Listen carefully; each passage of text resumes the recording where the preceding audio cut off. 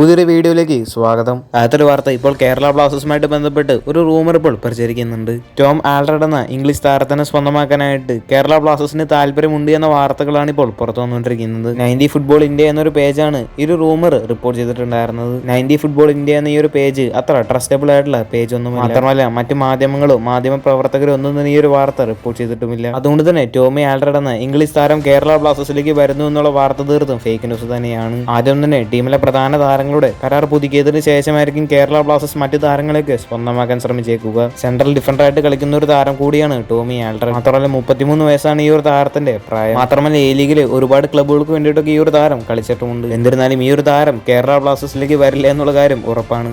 അടുത്തൊരു കാര്യം, ഈ ഒരു സീസണിൽ കേരള ബ്ലാസ്റ്റേഴ്സിന് വേണ്ടി മികച്ച ഫോമിൽ കളിച്ചിട്ടുണ്ടായിരുന്ന ഒരു താരമായിരുന്നു ഡിമിട്രിയോസ് ഡാമൻഡാക്കോസ്. ഡിമിട്രിയോസ് കാരണം കേരള ബ്ലാസ്റ്റേഴ്സ് വിജയിച്ച ഒരുപാട് മത്സരങ്ങളുമുണ്ട്. ISL 10ാം സീസണിൽ കേരള ബ്ലാസ്റ്റേഴ്സിന് വേണ്ടി 13 ഗോളുകളായിരുന്നു ഡിമിട്രിയോസ് നേടിയിട്ടുണ്ടായിരുന്നത്. വളരെ കുറച്ച് മത്സരങ്ങളിൽ നിന്നാണ് ഡിമിട്രിയോസ് 13 ഗോളുകൾ ഈ ഒരു സീസണിൽ നേടിയിട്ടുണ്ടായിരുന്നത്. നിലവിൽ ഇതുവരെ ഗോൾഡൻ ബൂട്ട് റേസിൽ ഡിമിട്രിയോസ് ആയിരുന്നു ഒന്നാമത്. ഇപ്പോഴത്തെ ഡിമിട്രിയോസിനോടൊപ്പം റോയ് കൃഷ്ണയും എത്തിയിട്ടുണ്ട്. ISL 10ാം സീസണിലെ സെമി ഫൈനലിലെ ആദ്യ മത്സരം ഇപ്പോൾ നടന്നുകൊണ്ടിരിക്കുകയാണ്. ആ ഒരു മത്സരത്തിൽ റോയ് കൃഷ്ണ ഗോൾ നേടിയിട്ടുണ്ടായിരുന്നു. അതുകൊണ്ട് തന്നെ ഇപ്പോൾ റോയ് കൃഷ്ണയും ഈ ഒരു സീസണിൽ 13 ഗോളുകളാണ് സ്കോർ ചെയ്തിട്ടുള്ളത്. നിലവിൽ ഗോൾഡൻ ബൂട്ട് റേസിൽ ഡിമിട്രിയോസും അതുപോലെ തന്നെ റോയ് കൃഷ്ണയുമാണ് ഇപ്പോൾ ഒന്നാം സ്ഥാനത്ത് നിൽക്കുന്നത്.